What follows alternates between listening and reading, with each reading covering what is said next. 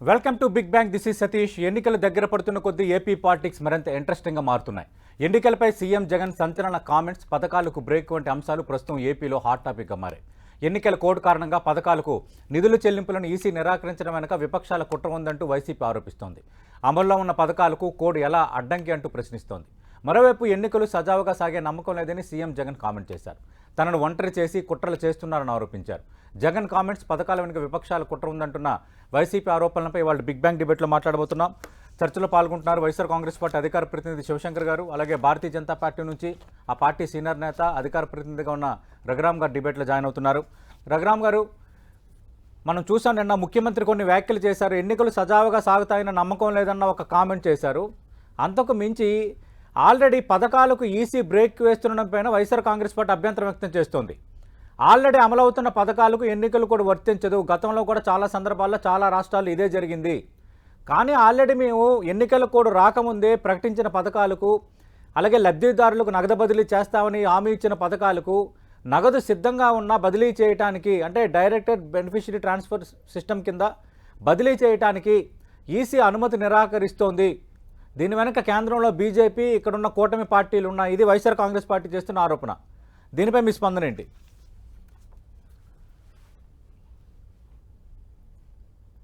రఘురామ్ గారు.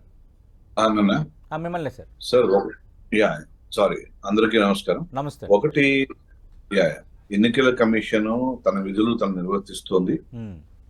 ఎన్నికల కమిషన్ స్వతంత్ర సంస్థ మనందరికీ తెలుసు. గతంలో కూడా ఈవెన్ బీజేపీ కొన్ని రాష్ట్ర అధ్యక్షురాలు స్వయంగా రాష్ట్రంలో ఉన్నటువంటి పరిస్థితులను వివరిస్తూ కొంతమంది ఆఫీసర్లని మార్చమని అడిగినా సరే ఈసీ మార్చలేదు.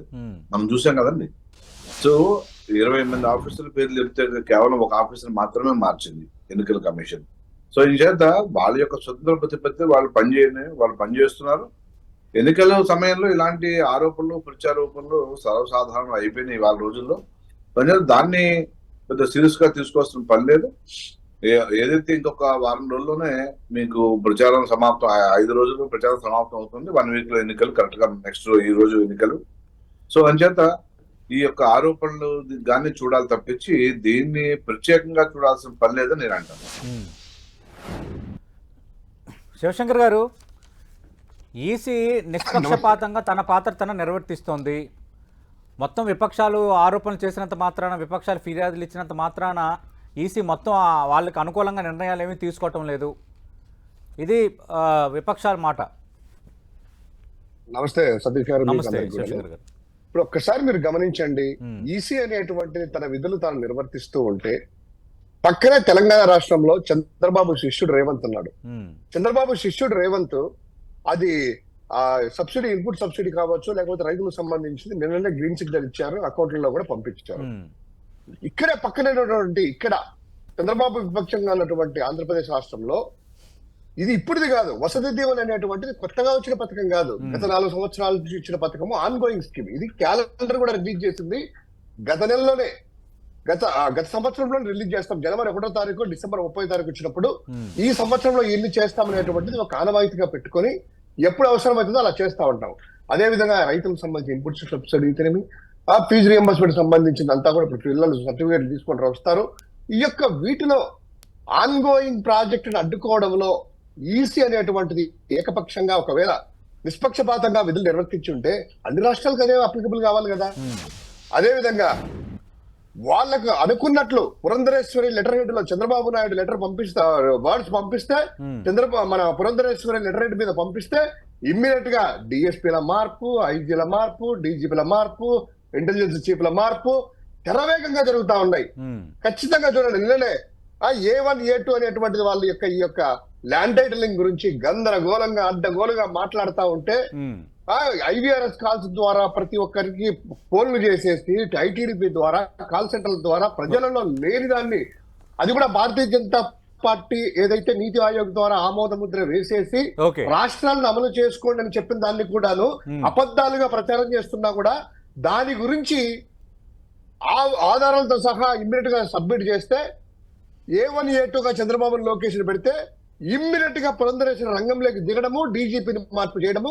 కొత్త డీజీపీ వస్తే 2-3 రోజులు టైం పడుతుంది, వీళ్ళ మీద చర్యలు తీసుకోరు, డైవర్ట్ అవుతుంది అనేటువంటి ఉద్దేశంతో అదే విధంగా కింద అధికారులను వైఎస్ఆర్ కాంగ్రెస్ పార్టీ క్యాడర్ ని నాయకుల్ని కొంచెం భయోందనలో పెట్టాలి. చూడండి, మొత్తం అంతా కేంద్రం అంతా చంద్రబాబు చేతుల్లో ఉంది, నా మరిది చేతుల్లో ఉంది, నా మరిది కళ్ళలో సంతోషం అనేటువంటిది భారతీయ జనతా పార్టీ నాయకులు సోము వీర్రాజు, విష్ణువర్ధన్ రెడ్డి, రఘురామన్న, ఇప్పుడు మాట్లాడిన మన రఘురాం గారు, ఇలాంటి వాళ్ళందరినీ కూడా పక్కన పెట్టి పురంధరేశ్వరి, సత్యకుమార్ అనేటువంటి వాళ్ళు చంద్రబాబు యొక్క ఆ భక్తులు అంటారా, చంద్రబాబు శిష్యులు అంటారా, ఆ సీఎం రమేష్ అనేటువంటి వాళ్ళ ద్వారా లొంగిపోయి, ఏమో మరి భారతీయ జనతా పార్టీ అంత పెద్ద పార్టీ, అన్ని అసిస్ట్ చేసుకునేటువంటి పార్టీ, వాళ్ళ చేతుల్లో కబంధ హస్తాల్లో లొంగిపోయేసి ఇష్టం వచ్చినట్టు వాళ్ళ ద్వారా ఆడిస్తున్నారు. అంటే శివశంకర్ గారు మీరు ఇందాక ప్రస్తావించినట్టుగా ఏపీ ల్యాండ్ టైటిలింగ్ యాక్ట్ కి సంబంధించి ఐవీఆర్ఎస్ కాల్ ద్వారా దుష్ప్రచారం చేస్తున్నారని మీరు ఆరోపించారు ఈసీకి. ఈసీ కూడా ఆల్రెడీ ఇది కరెక్ట్ కాదా అన్నది సిఐడి విచారణకు ఆదేశించింది. సిఐడి వాళ్ళని A1 A2గా పెట్టింది. అంటే ఇక్కడ నేను ఆల్రెడీ ఈసీ స్పందించలేదని ఎలా అంటారు? మీ ఫిర్యాదులు కూడా ఈసీ స్పందిస్తుంది కదా? ఫిర్యాదులు స్పందించింది, కానీ అక్కడ భయం అనేది ఉందా? అదే చంద్రబాబు నాయుడు నిన్న కూడా టెక్నిక్ మాట్లాడతారు, అదే లోకేష్ మాట్లాడతారు, అదే తెలుగుదేశం నాయకులు మాట్లాడతారు, అదే టీవీలో చర్చలు పెడతా ఉన్నారు, దాని గురించే మంచి ప్రెస్ మీట్లు పెడతా ఉన్నారు, దాని గురించే ప్రచురిస్తున్నారు. ఈ రోజు కూడా ల్యాండ్ టైటిలింగ్ పెట్టి అన్ని కూడా పత్రికల్లో ఎక్కడ మీటింగ్లో పెడతా ఉన్నారు. వాళ్ళ నోటికి కళ్ళెం వేసిందా? తప్పు మాట్లాడారండి. కేసీఆర్ ను ఒక రోజు బ్యాన్ చేశారు ఇక్కడే మన ఈ ఎన్నికల్లోనే. కేసీఆర్ నోరు ఇప్పకూడదని ఎందుకు చంద్రబాబు రెండు రోజులు నోటికి తాళం వేసింది కదా, ఎందుకు చంద్రబాబు నాయుడు నోటికి తాళం వేయలేకపోతున్నారు ఈసీ? నిజంగా ఒకవేళ నిష్పాక్షపాతంగా విధులు నిర్వర్తిస్తా ఉంటే ఈ ల్యాండ్ టైటిల్ మీద మాట్లాడే తప్పుడు ప్రచారాలు, తప్పుడు కూతలు కూర్చే ఛానళ్ళకి ఎందుకు వాళ్ళ కట్టడి చేయాలి? ఎందుకు నోరు మూత వేయలేదు? 2 రోజులు ఏంటి? చంద్రబాబు భయపడారా? ఏ కేసీఆర్ అవతల చేశారు కదా. ఎలా ఉందంటే ఇక్కడ చంద్రబాబు కనుసన్నల్లో ఈ యొక్క ఎన్నికల కమిషన్ త్రూ పురంధరేశ్వరి ద్వారా నడుస్తా ఉంది. చంద్రబాబు తన శిష్యుడు రేవంత్ కావాలంటే అక్కడ ఇన్పుట్ సబ్సిడీ రిలీజ్ చేస్తారా? పక్క రాష్ట్రమే కదా, రిలీజ్ చేస్తారు కదా. రఘురామ్ గారు, రైతు బంధు చేయించారు. రఘురామ్ గారు, 2019లో ఎన్నికలు జరిగేటప్పుడు కూడా ఆల్రెడీ తెలుగుదేశం పార్టీకి సంబంధించిన కొన్ని పథకాలు అమలవుతున్న నేపథ్యంలో ఆల్రెడీ అమలవుతున్న పథకాలకు ఎన్నికలు కూడా అడ్డంకి రాదని అప్పుడు ఎన్నికల కమిషన్ చెప్పింది. ఆ పథకాలు లబ్ధిదారులకు ఎన్నికల ప్రక్రియ ప్రారంభమైన తర్వాత కూడా వాళ్ళకి సదరు నగదు అందింది. ఇప్పుడు ఆల్రెడీ కరెక్ట్గా ఎన్నికల కోడ్కి 2 రోజుల ముందు ముఖ్యమంత్రి ఒక 2-3 పథకాలకి బటన్ నొక్కారు. అలాగే కొన్ని పథకాలకు యాజ్ పర్ షెడ్యూల్, అంటే ప్రతి 3 నెలలకి ఇప్పుడు వసతి దీవెన ఇలాంటి కార్యక్రమాలకి ఇచ్చే మొత్తం అనేది యాజ్ పర్ షెడ్యూల్ జరుగుతోంది. గత 5-4 సంవత్సరాలుగా అమలవుతున్న పథకాలు ఇవి. అంటే ఆల్రెడీ అమలవుతున్న పథకాలకు ఎన్నికల కోడ్ అడ్డు రాదని గతంలో కోర్టులు కూడా చెప్పినా గతంలో ఏ రాష్ట్రానికి వర్తింపజేయని రూలు ఇక్కడ ఎందుకు వర్తింపజేస్తున్నారు? అంటే ఈసీ కూడా ఎవరి కనుసన్నల్లో ఉంది? కావాలని బీజేపీ, టీడీపీ, జనసేన కుట్ర పని చేస్తున్నాయి. నగదు సిద్ధంగా ఉందని మేము చెప్పినా కూడా ఈసీ స్పందించట్లేదు. లబ్ధిదారులకు నగదు అందాలని చెప్పినా కూడా ఈసీ స్పందించట్లేదు. ఇది వైఎస్ఆర్ కాంగ్రెస్ పార్టీ మాట్లాడుతుంది. నిన్న ముఖ్యమంత్రి కూడా నేరుగా మాట్లాడారు. ఒకటి, ఎన్నికల సమయంలో ఆరోపణలు, ప్రత్యారోపణలు సాధారణంగా జరుగుతూనే ఉంటాయి. అధికారము విపక్షం మధ్యన మాటల యుద్ధాలు జరుగుతూ ఉంటాయి. అదే జరుగుతోంది తప్పించి ఇప్పుడు ఆయన చెప్తున్నా ఎన్నికల కమిషన్ మీరు చంద్రబాబు మీద కంప్లైంట్ ఇచ్చారా? చంద్రబాబు నాయుడు గారు ఈ విషయాలు మాట్లాడుతున్నాడు, అతన్ని మీరు 40 ఏదైతే అతని మీద చర్య తీసుకోవాలని వైసీపీ అడిగిందా? ఇంతవరకు అడిగిన దాఖలాలు ఏం లేవు. సో అడగకుండా మీరు చంద్రబాబుని ఎందుకు బ్యాన్ చేయలేదు, కేసీఆర్ చేశారు అంటే అది పద్ధతి కాదు. మీరు అడగండి, ఎన్నికల కమిషన్ మీరు విన్నవించండి, ఖచ్చితంగా మీ యొక్క చేయాలని ఆల్రెడీ మల్లాది విష్ణు నేతృత్వంలో వైఎస్ఆర్ కాంగ్రెస్ పార్టీ కలిసింది. వైఎస్ఆర్ కాంగ్రెస్ పార్టీ ప్రతినిధులు ఇచ్చారన్నారు రఘురామన్న, చంద్రబాబు పేర్లు, లోకేష్ పేర్లు పెట్టి వాళ్ళని కట్టడి చేయండి, తప్పుడు ఇదంతా ప్రచారం అనేటువంటిది వాళ్ళని కట్టడి చేయమని చెప్పించేసి పూర్తిగా క్లియర్ గా మల్లాది విష్ణు అనేటువంటి మా ప్రతినిధి ఎన్నికలకు సంబంధించిన దానికి వెళ్ళి లెటర్ కూడా ఇచ్చారన్న. దాని ద్వారానే జస్ట్ ఊరికే సిఐడి వాళ్ళకు లేఖ రాశారు తప్ప వాళ్ళ నోటికి ముక్కుతాడు ఎందుకే లేదన్నా. అదే ఖచ్చితంగా ఇప్పుడు సిఐడికి అయితే ఎలక్షన్ కమిషన్ చర్య తీసుకోమని చెప్పింది. మీ యొక్క ఏదైతే ఆరోపణ మీద, మీ యొక్క కంప్లైంట్ మీద ఎన్నికల కమిషన్ స్పందించింది. స్పందించకపోతే ఖచ్చితంగా మనం మాడుకోవచ్చు, కానీ స్పందించిన తర్వాత నౌ సిఐడి యొక్క చేతిలో ఉంది, వాళ్ళ పోలీసుల పని. కేసు ఆల్రెడీ A1 A2గా పెట్టారని మీరే చెప్తున్నారు. సో ఆ యొక్క ప్రక్రియ నడుస్తూ ఉంటుంది. It will take some time కాబట్టి నడుస్తూ ఉంటుంది. సో దీన్ని ఎన్నికల కమిషన్ మనకు అనుకూలంగా లేదు అనేది వాదన సరైన కాదు. ఎన్నికల కమిషన్ యొక్క విధులు ఎన్నికల కమిషన్ నిర్వర్తిస్తోంది. ఆరోపణలు ప్రత్యారోపణలు ఎన్నికల సమయంలో జరుగుతూనే ఉంటాయి. అక్కడ తెలంగాణలో కూడా నా స్ట్రైట్కి వచ్చిన ఏంటంటే ఎన్నికల కోడ్ అమల్లో ఉన్నప్పుడు కరెక్ట్గా ప్రభుత్వం కొన్ని నిర్ణయాలు తీసుకోకూడదు. మొత్తం ఎన్నికల యంత్రాంగం సిఎస్ పర్యవేక్షణలో ఈసీ కనెక్ట్ అయి పనిచేస్తుంది. ఇది ఎప్పుడు జరిగే ప్రొసీజరే. కానీ ఆల్రెడీ అమలవుతున్న పథకాలకు ఎన్నికలు కూడా వర్తిస్తుందా? ఒకవేళ అదే జరిగితే గతంలో చంద్రబాబు నాయుడుకి ఎందుకు అనుమతి ఇచ్చారు? ఇప్పుడు తెలంగాణలో రేవంత్ రెడ్డి ప్రభుత్వానికి అటు రైతు బంధు కానీ మిగతా సాయాలకు సంబంధించి వేయటానికి ఎందుకు అనుమతి ఇచ్చినట్టు? మరి rule is rule, rule for all ఉండాలి కదా? ఖచ్చితంగా దాని మీద అభ్యంతరం ఉండకూడదు. మరి ఎందుకు ఎలక్షన్ కమిషన్ మరి నాకైతే ఐడియా లేదు దాని మీద. అలా అందరి ఆల్రెడీ అమలులో ఉన్న పథకాన్ని ఆపిందని నా దగ్గర సమాచారం లేదు. అన్న ఉంటే మరి దాని మీద అభ్యంతరం ఉండకూడదు. మరి క్యాష్ డెలివరీ సమయంలో ఇబ్బంది ఉంటుంది. మీరు డైరెక్ట్ బెనిఫిట్ ట్రాన్స్ఫర్ అయితే ఇబ్బంది ఏమి ఉండకూడదు. మరి క్యాష్ ఇస్తే మాత్రం ఇబ్బంది ఉంటుంది. ఎన్నికల సమయంలో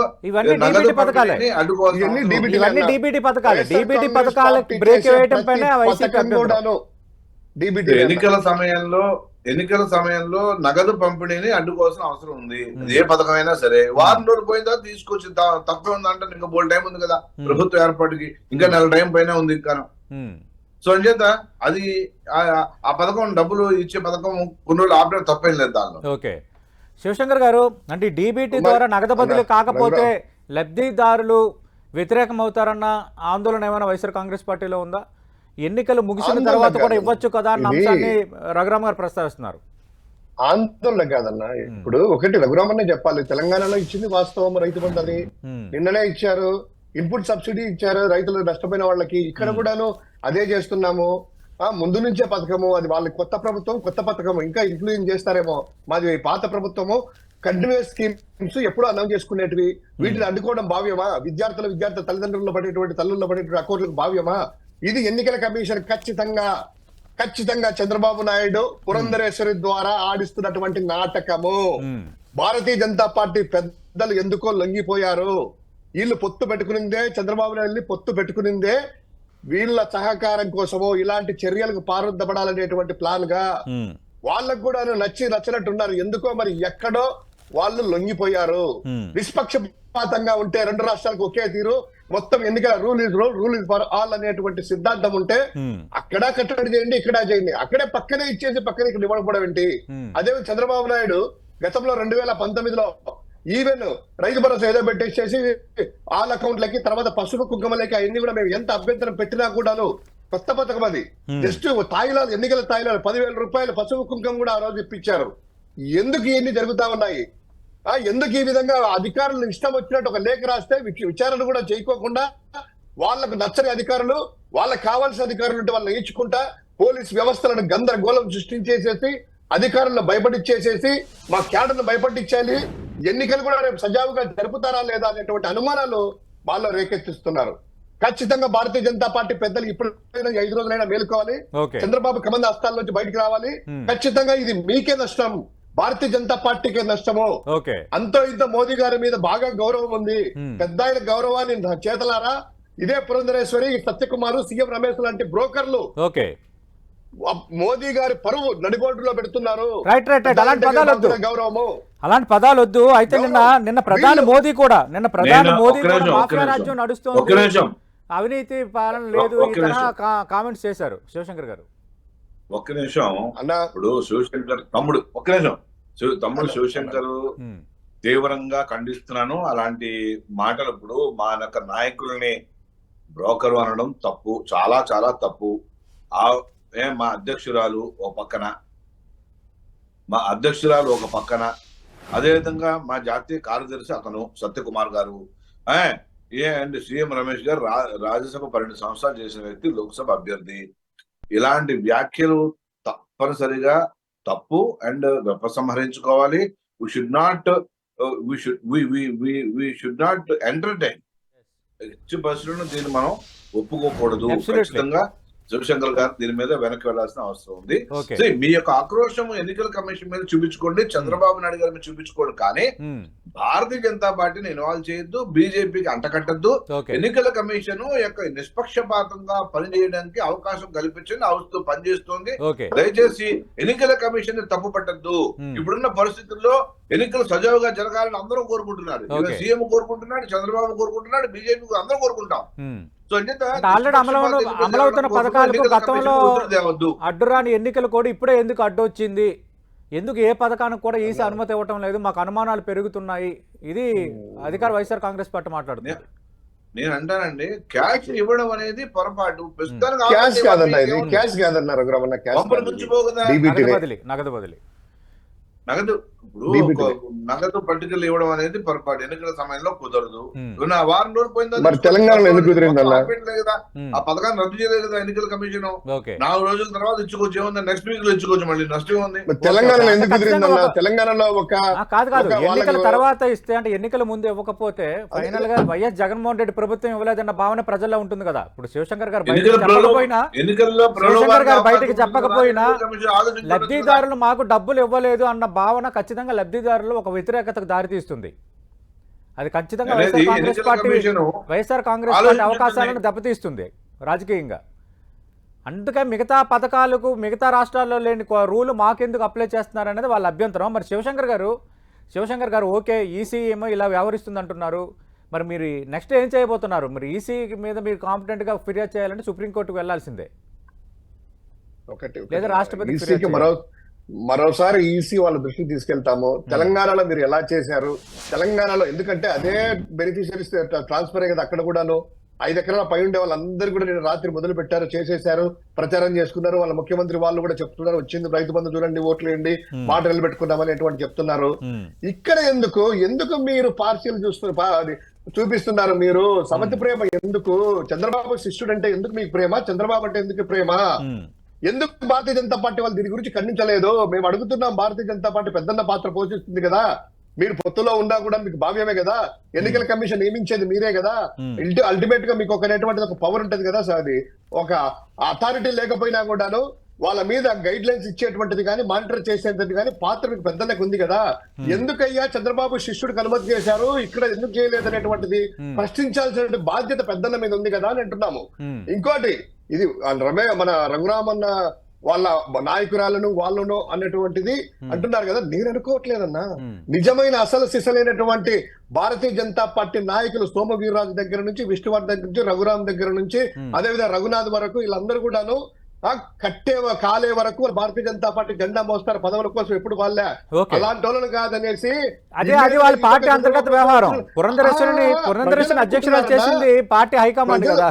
ప్రజలు అనుకుంటున్నారన్నా ఈ బ్రోకర్ అనేటువంటి మాటలు, ఎందుకంటే బ్రోకరేజమే ఇంతకుముందు చేసేవాళ్ళు. ఆ పదాలు వద్దు, ఆ పదాలు దయచేసి నేను ఎంటర్టైన్ చేయను.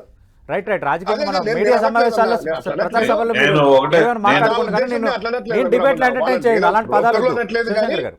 జనాలలో ఇటు ఉందన్న ఎక్స్ప్లెయిన్ చేస్తాను అంతే. ఓకే అంతకుమించి ఏం లేదు. రైట్ రఘురామ్ గారు, నేను ముఖ్యమంత్రి ఏం మాట్లాడారు ఒకసారి వినండి సార్. నిజంగా ఎన్నికలన్నీ కూడా బాగా జరుగుతాయి అన్న నమ్మకం రోజు రోజుకు కూడా సన్నగిల్లుతా ఉంది. కారణం ఏమిటి అనంటే ఆన్గోయింగ్ పథకాలకు సంబంధించిన, ఆన్గోయింగ్ స్కీమ్స్కి సంబంధించిన బటన్లు నొక్కిన సందర్భాలలో కూడా డబ్బులు కావాలని అక్క చెల్లెమ్మలకు పోకుండా ఆపుతా ఉన్నారు. ఇష్టానుసారంగా అధికారులందరినీ కూడా మార్చేస్తా ఉన్నారు. రావాల్సిన మంచి ఏది కూడా ప్రజలకు జరగకుండా చేస్తా ఉన్నారు. ఇన్ని కుట్రలు పన్నుతా ఉన్నారు. కేవలం ఎందుకో, కేవలం మంచి బీదలకు పేదలకు మంచి చేసే మీ జగన్ ఒక్కడు ఉండకుండా చేసేందుకు ఇన్ని కుట్రలు చేస్తా ఉన్నారు. రైట్ రఘురామ్ గారు, నిన్న ముఖ్యమంత్రి మాట్లాడిన వ్యాఖ్యల్లో అత్యంత కీలకం ఏంటంటే ఎన్నికలు సజావుగా జరుగుతాయన్న నమ్మకం నాకు లేదు అని ఆయన మాట్లాడుతున్నారు. ఆ నమ్మకం సన్నగిల్లుతుందంటూ ఒక కామెంట్ చేశారు, దానిపై మీ స్పందన ఏంటి? అంటే అధికారులను బదిలీ చేస్తున్నారు, పథకాలకు బ్రేక్ వేస్తున్నారు, అందరూ మూకుమ్మడిగా ఒక కూటమి కుట్రన్నట్టుగా మూకుమ్మడిగా నాపై దాడి చేస్తున్నారు. ఇది ముఖ్యమంత్రి స్థాయికి అలా మాట్లాడకుండా ఉండాలి. ఎందుకంటే ఎన్నికలు ఆయన సమక్షంలో ఇన్ని రోజులు, గత నెల రోజుల నుంచి కూడా ఎన్నికల ప్రక్రియ 2 నెలల నుంచి జరుగుతోంది, ఆయన చూస్తున్నారు. ఆయన ఎక్కడ పడితే అక్కడ ప్రసంగాలు, మీటింగ్లు, పబ్లిక్ మీటింగ్లు పెట్టుకుంటున్నారు. ఆయన ఏదైతే కోరుకున్నారో అవన్నీ జరిగాయి ఇంతవరకును. సో కేవలము ఇప్పుడున్నటువంటి ఎన్నికల దగ్గరకు వచ్చే కొద్దీ ఆరోపణలు, ప్రచారోపణలు, నేను కూడా చంద్రబాబు నాయుడు గారు విపరీతంగా ఎప్పుడూ మాట్లాడిన స్థాయిలో ఆయన కూడా మాట్లాడాడు ముఖ్యమంత్రి మీద. సో ఈ ఆరోపణలు, ప్రచారోపణలు ఎన్నికల కోసమే, ఎన్నికలలో నేను మాట్లాడి లబ్ధి పొందాలి, ప్రతి మాటకి లబ్ధి పొందాలని చూస్తారు కాబట్టి ప్రజల్ని అట్రాక్ట్ చేయడం కోసము, ప్రజలు మన మాట నమ్మడం కోసము ఎత్తులు పై ఎత్తుల్లో భాగంగానే అనుకుంటాను తప్పించి ఇదేదో ఎన్నికలు సగంగా జరుగుతాయి. ఎన్నికలు ఇన్ని పారామీటర్లను తీసుకొచ్చారు, ఇంతమంది ఎన్నికల ఆఫీసర్లు ఉన్నారు. మన రాష్ట్రం ఆఫీసర్లే మన రాష్ట్రంలో పనిచేస్తున్నారు. ఈయన కింద పనిచేసిన అధికారులే ఇప్పుడు పనిచేస్తున్నారు. కొత్తగా ఎవరో వచ్చి పనిచేయటం లేదండి. సో వేరే రాష్ట్రం నుంచి ఎవరో వచ్చి పనిచేయటంలా. ఇక్కడ ఉన్నటువంటి పోలీస్ అధికారి డీజీపీ, ఇంతమంది డీజీపీ, అడాక్ డీజీపీ. ఆయన ఫుల్ టర్మ్ డీజీపీ కాదు. ఇప్పుడు నేను కూడా ఫుల్ డీజీపీ కాదు, అడాక్ డీజీపీనే. సో అంతమంది కంప్లైంట్లు వచ్చాయి కదా. ఎలక్షన్ కమిషన్ ఒకటే చెప్పింది. ఒకటి చంద్రబాబు నాయుడు ఒక్కడ కంప్లైంట్ ఇవ్వాలా, పురంధరేశ్వర గారు ఒక్కరో కంప్లైంట్ ఇవ్వాలా. కాంగ్రెస్ కంప్లైంట్ ఇచ్చింది, కమ్యూనిస్టులు కంప్లైంట్ ఇచ్చారు, చిన్న చిన్నగా పార్టీలు కంప్లైంట్ ఇచ్చినాయి. కాబట్టి ఎన్నికల కమిషన్ చర్య తీసుకుంది. అంతే తప్పించి ఎవరు చంద్రబాబు నాయుడు ఒక రాహెత్తే తీసేయారండి. సో ఇదంతా గమనించాల్సిన అవసరం ఏంటంటే, అలాంటి బరస్ట్ అయ్యి జగన్మోహన్ రెడ్డి అంత ఒక నిబ్బరాన్ని కోల్పోకుండా, కాస్త ధైర్యంగా ఉండకుండా, అంటే తన యొక్క భయపడుతున్నాడా, ఎన్నికల్లో గెలవస్తానా లేదా అని భయం వచ్చిందా కాబట్టి ఈ మాటలు నిన్నట్టుగా మాటలు మాట్లాడలేదే. అంటే భయం ఎన్నికల్లో ఓడిపోతా ఉన్న భయంతోనే ముఖ్యమంత్రి వైఎస్ఆర్ కాంగ్రెస్ పార్టీ నేతలు అలా మాట్లాడుతున్నారని బీజేపీ ఆరోపిస్తోంది. రెండోది, ఈ ఆరోపణల నేపథ్యంలో మీరు ఏం చేయబోతున్నారు నెక్స్ట్? ఒకటన్నా, భయం అనేటువంటిది ఎక్కడా లేదు. వీళ్ళు గందరగోళాలు సృష్టించేసేసి అధికారులు ఇంతవరకు ఎన్నికలు మీరు చూస్తుంటారు ఒక జర్నలిస్ట్ గా, ఇంతమంది అధికారులను హెడ్లను ఎక్కడైనా కూడా మార్చారా? ఎక్కడ ఇంత అడ్డదిడ్డంగా మార్చారా? రఘురామ్ గారు అంటున్నారు కదా, ఒకరు కాదు కంప్లైంట్ చేసేది కమ్యూనిస్టులు, కాంగ్రెస్, తెలుగుదేశము, భారతీయ జనతా పార్టీని. అన్నా అందరూ ఒకటే అన్నా, అందరూ చంద్రబాబు క్యాంప్. అదే అనేది ఒక్కడు జగన్ అనేటువంటి వాడు ఒక్కడు, మిగతా వాళ్ళందరూ కూడాను ఒక్కటి. జగన్ వర్సెస్ ఎవరీ వన్ జరుగుతుంది యుద్ధము. Jagan versus every one. ఆ ఎవరీ వన్ కి నాయకుడు వాళ్ళ లీడర్ చంద్రబాబు నాయుడు. ఆయన కనుసన్నల్లోనే అందరూ జరుగుతా ఉంది. ఇంకొకటి, భయం అనేటువంటిది కాదన్నా, గందరగోళాలు సృష్టించి ఎన్నికలు సజావుగా జరగవు అనేటువంటిది భావన క్రియేట్ అవుతా ఉంది. ఎన్నికలు సజావుగా జరగాలని, ఎన్నికలు సజావుగా జరుగుతాయి అనేటువంటి నమ్మకం మీరు పెద్దన్న పాత్ర క్రియేట్ చేయాలా. ఇక్కడ ఒకటి, ఎన్నికలంటే కనుక ఈ రోజు కాదు, 2014లో ఇదే గుంపులుగా వచ్చినా కూడా ఆ రోజు భయపడలేదు. సోనియా గాంధీ జగన్ గారిని లోపలేసినా కూడాను ఆయన ఫోటో పెట్టుకుని వెళ్ళి ఉప ఎన్నికలు గెలిచాము. ఇప్పుడు కూడాను మొత్తం ఎట్లా ఉన్నా కూడాను ఎన్నికలు అంటే జగన్ గారికి భయం లేదు, వైఎస్ఆర్ కాంగ్రెస్ పార్టీకి భయం లేదు. కానీ ఇలా అలజడులు సృష్టించేసి చెప్పిన మాట వినకపోయిన అధికారులు మార్చేసేసి అధికారులందరూ కూడా చంద్రబాబు మాట ఇంటున్నారు చూడండి, పైన నా ఇష్టం అని చెప్పి అధికారులను ఒత్తిడి చేసేసి వాళ్ళకి అనుకూలంగా చేయించుకునేటువంటి కుట్ర జరుగుతా ఉంది అనేటువంటిది మా యొక్క బాధ. రైట్. థ్యాంక్ యూ శివశంకర్ గారు, థ్యాంక్ యూ రఘురామ్ గారు.